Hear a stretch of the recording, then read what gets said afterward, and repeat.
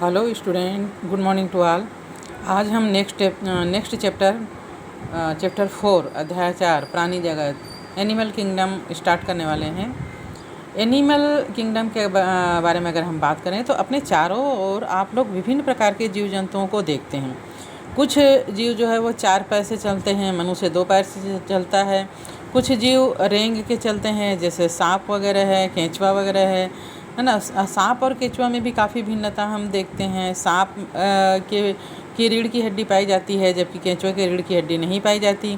कुछ कीड़े मकोड़े, आजकल बारिश का मौसम है, हम विभिन्न प्रकार के कीड़े मकोड़े देखते हैं। तितली वगैरह जो है वो उड़ सकती है, और छोटे मोटे कीड़े मकोड़े जो रहते हैं वो नीचे रेंग कर चलते हैं, 4 पैर, 8 पैर, 10 पैर, और कुछ का तो सहस्त्रपाद भी होता है।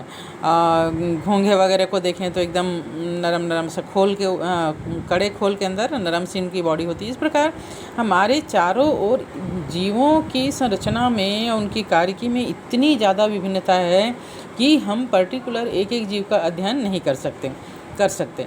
अगर जंतु वैज्ञानिकों की बात करें और टैक्सोनोलॉजिस्ट की बात करें, जिन्होंने वर्गीकरण किया है, उनके अनुसार अभी तक प्राणी जगत में लगभग 10 लाख प्रकार के प्राणी पाए गए हैं, है ना। और वो तो एक आंकड़ा है, उससे भी अधिक प्राणी जो है वो हो सकता है कि पाए जा चुके हों, लेकिन वर्गीकरण में उसका अभी तक कोई स्थान नहीं मिला है। और भी ये तो बुक के छपने तक है, और जब तक आपके पास जानकारी आई है तब तक और भी, है ना, जीव जंतु की खोज हो चुकी होगी, उनका वर्णन किया जा चुका होगा। अब तक 1 मिलियन से अधिक प्राणियों की जातियों का वर्णन हो चुका है। इन प्राणियों की आकृति, आकार, रचना, आदत, वितरण और कार्यकी, इनमें बहुत ज़्यादा विभिन्नताएं पाई जाती है। जैसे कि अभी हमने बात की है, सांप, केंचुआ, नेवला, कुत्ता, बिल्ली, मनुष्य, गाय, शेर, और कीड़े मकोड़े हैं, तितली हैं, है ना। ये सब अलग अलग प्रकार के जीव जंतु जो है वो हमको अलग अलग आकृति वाले, अलग अलग आकार वाले, रचना वाले, आदत वाले, उनकी बाह्य आकार के अलावा उनकी जो अंदर की शारीरिकी होती है वो, उसमें भी चेंजेस होते हैं। तो इस प्रकार अध्ययन की सुविधा के लिए इतने सारे प्राणियों को एक निश्चित क्रम में व्यवस्थित करके उनका वर्गीकरण करना आवश्यक है। इन प्राणियों का समुचित ढंग से अध्ययन करना और इनके नामकरण करने को ही वर्गीकरण या क्लासिफिकेशन कहा जाता है। वर्गीकरण से संबंधित सिद्धांत और नियम के अध्ययन को वर्गीकी यानी टैक्सोनॉमी कहा जाता है। वर्गीकरण नई जातियों के जीवों का समुचित स्थान में रखने में भी महत्वपूर्ण भूमिका अदा करता है। तो चलिए पढ़ते हैं, वर्गीकरण करने के लिए कौन कौन से लक्षणों को, प्राणियों के कौन कौन से लक्षणों को आधार बनाया गया है। तो नेक्स्ट हमारा हेडिंग है वर्गीकरण का आधार, बेसिस ऑफ क्लासिफिकेशन।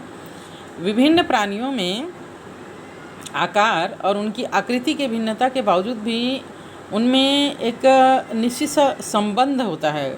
हर प्राणी में कुछ न कुछ ऐसे कैरेक्टर होते हैं जो आपस में मिलते हैं, जैसे उनकी कोशिका की व्यवस्था, शारीरिक सममिति, उनके बॉडी के अंदर की कैविटी, प्रगृहा जिसको बोलते हैं, उसकी प्रकृति, उनका डाइजेस्टिव सिस्टम, पाचन तंत्र, रुधिर परिसंचरण तंत्र, सर्कुलेटरी सिस्टम और रिप्रोडक्टिव सिस्टम, ये इसमें काफ़ी कुछ समानताएं पाई जाती हैं। इसी प्रकार बहुत सारे जीवों में इन सभी बातों में विभिन्नताएं भी पाई जाती हैं। ये मूलभूत लक्षण प्राणी जगत के वर्गीकरण के आधार माने जाते हैं। प्राणी जगत के वर्गीकरण के आधार माने जाने वाले कुछ लक्षणों का हम नीचे विस्तृत अध्ययन करेंगे अभी। जैसे सबसे पहला है संगठन के स्तर, लेवल ऑफ ऑर्गेनाइजेशन। अगर हम संगठन की बात करें तो जीव द्रव्य के छोटे छोटे टुकड़े मिलकर कोशिकाओं का निर्माण करते हैं। कोशिका की संरचना हम पहले पढ़ चुके हैं। कोशिका के बाहर कोशिका झिल्ली का पाया जाना, उसके अंदर एक प्रकार का लिक्विड या द्रव का पाया जाना जिसे कोशिका द्रव्य कहते हैं। कोशिका द्रव्य में फिर कोशिकांगों का पाया जाना, जैसे केंद्रक है, माइटोकॉन्ड्रिया है, एंडोप्लाज्मिक रेटिकुलम है, गोल्जी बॉडीज है, ये सब कोशिकांग कहलाते हैं। क्लोरोप्लास्ट है ना। तो इस प्रकार ये जो है कोशिका हर एक प्राणी का एक मूलभूत आधार होता है। प्रत्येक प्राणी कोशिका से मिलकर बना हुआ होता है। कोशिका में जीवद्रव्य एक छोटा भाग है जो झिल्ली से घिरा होता है है ना, जिसको हम कोशिका झिल्ली कहते हैं। उसके अंदर बीच में आनुवांशिक पदार्थ को लिए हुए केंद्रक रहता है। तो हम कोशिकीय संगठन के बारे में पढ़ रहे थे, है ना।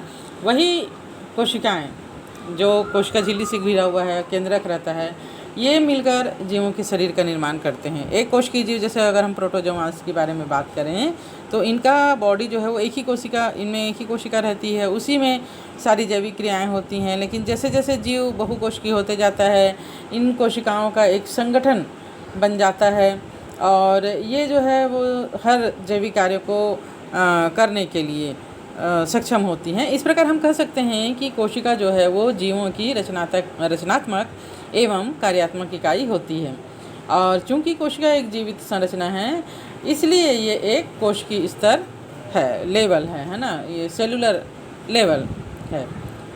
प्राणियों का शरीर को अगर हम देखें तो जैसे कि मैंने अभी बताया कि कुछ प्राणी जो हैं वो केवल एक कोशिकीय होते हैं, लेकिन मैक्सिमम प्राणी जो है वो बहुकोशिकीय होते हैं। तब यही कोशिकाएं मिलकर ऊतक बना लेती हैं, टिश्यूज़ बना लेती हैं। सभी टिश्यूज़ मिलकर फिर अंग तंत्र या ऑर्गन सिस्टम बना लेते हैं और ऑर्गन सिस्टम जो है वो एक बॉडी की संरचना करती है। लेकिन ये हर एक प्राणी में एक जैसा नहीं होता। जैसे अगर हम स्पॉन्जेस की बात करें तो ये प्राणी जो है वो कोशिकाओं के समूह मात्र होते हैं। इनमें बॉडी का कोई ऑर्गन खास होता नहीं है, जिनमें श्रम का विभाजन यानी कार्यों का विभाजन नहीं होता है। जिन जीवों में कोशिकाओं का संगठन स्तर जो है वो ऑर्गन सिस्टम के स्तर पर होता है, उनमें कार्यों का विभाजन होता है। जैसे हमारे हाथ है, हम हाथ से पकड़ते हैं, आँख से देखते हैं, डाइजेस्टिव सिस्टम भोजन को पचाने का काम करता है। इस प्रकार इनमें डिवीज़न ऑफ लेबर, श्रम विभाजन पाया जाता है। तो प्राणियों का वर्गीकरण करते समय हमको ये देखना है कि उसमें श्रम विभाजन पाया जा रहा है कि नहीं, उपस्थित है या नहीं है, विकसित है या अल्प विकसित है। जैसे निडेरिया और सिलेंट्रेटा के सदस्य में अलग अलग प्रकार की कोशिकाओं के समूह होते हैं जो विशेष कार्य को करते हैं। अर्थात इनके शरीर का जो संगठन है वो ऊतकीय स्तर का यानी टिश्यू लेवल का होता है और इनमें श्रम विभाजन पाया जाता है।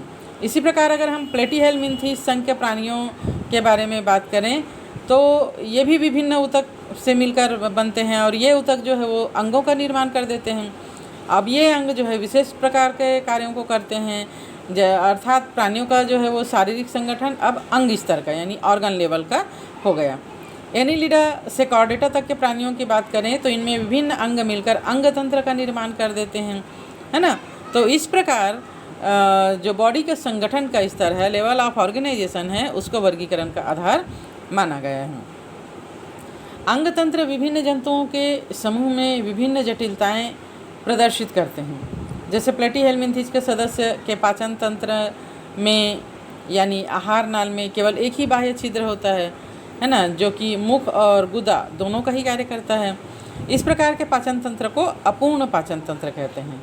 याद रखना, जब बॉडी की कैविटी में केवल एक ही गुहा होती है, उसी जगह से भोजन भी ग्रहण किया जाता है और उसी जगह से उत्सर्जित पदार्थ का भी उत्सर्जन किया जाता है, तब इस प्रकार के डाइजेस्टिव सिस्टम को अपूर्ण या इनकम्प्लीट डाइजेस्टिव सिस्टम कहा जाता है। एक पूर्ण पाचन तंत्र में दो बाह्य छिद्र होते हैं, जिनको क्रमशः मुख, जहाँ से भोजन को ग्रहण किया जाता है, और दूसरा गुदा, जहाँ से उत्सर्जन किया जाता है। इस प्रकार परिसंचरण तंत्र भी दो प्रकार का होता है। खुला परिसंचरण तंत्र, ओपन सर्कुलेटरी सिस्टम, माने जो बॉडी में बहने वाला द्रव है वो ओपनली पूरे बॉडी में बहता है, और बंद परिसंचरण तंत्र मतलब बॉडी में बहने वाला जो फ्लूइड है वो नलियों में या बंद नलियों में बहता है, बॉडी में कहीं भी ओपन नहीं होता है। इस प्रकार दो प्रकार का परिसंचरण तंत्र, खुला परिसंचरण तंत्र और बंद परिसंचरण तंत्र होता है।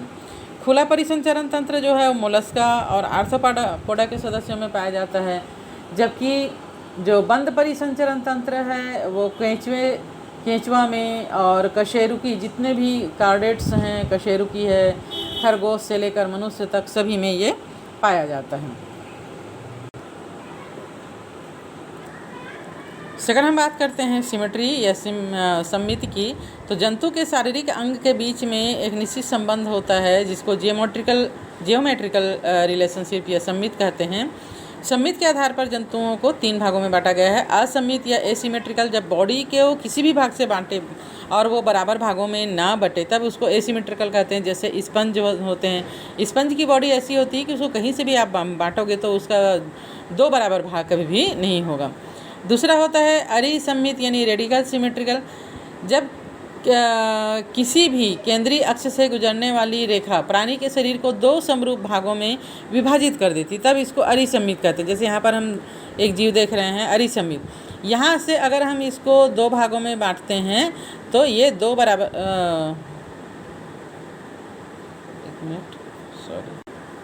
तो ये 2 बराबर भागों में बढ़ जाता है। इस प्रकार के जो सम्मित होती है उसको रेडियल सिमेट्रिकल कहा जाता है। तीसरा है द्विपार्श्व सम्मित। कुछ जंतुओं में अधर एवं पृष्ठ तल 2 तल पाए जाते हैं। मैं कहना चाहिए कि जितने भी विकसित जीव हैं उनमें 2 तल पाए जाते हैं, अधर तल और पृष्ठ तल। साथ ही इनमें 2 अग्र और पश्च सिरे का भी अंतर स्पष्ट होता है। ऐसे जीवों को सिर्फ एक ही तल या अक्ष से 2 बराबर भागों में बांट सकते हैं। ऐसे काट जंतु को दाएं और बाएं भाग में बांट देती हैं। ऐसी सम्मित को द्विपार्श्व सम्मित कहते हैं। जैसे हेलमिन्थीज, आर्थ्रोपोडा, मोलस्का, कार्डेटा, इनमें इसी प्रकार पाई जाती है। जैसे यहाँ हम देख रहे हैं, अगर हम इसको यहाँ से बांटें तभी ये 2 पार्श्वों में या 2 बराबर भागों में बटेगा। अदरवाइज़ आप कहीं से भी इसको यहाँ से काटोगे, वहाँ से काटोगे, कहीं से भी, तो ये 2 बराबर भागों में नहीं बट पाएगा।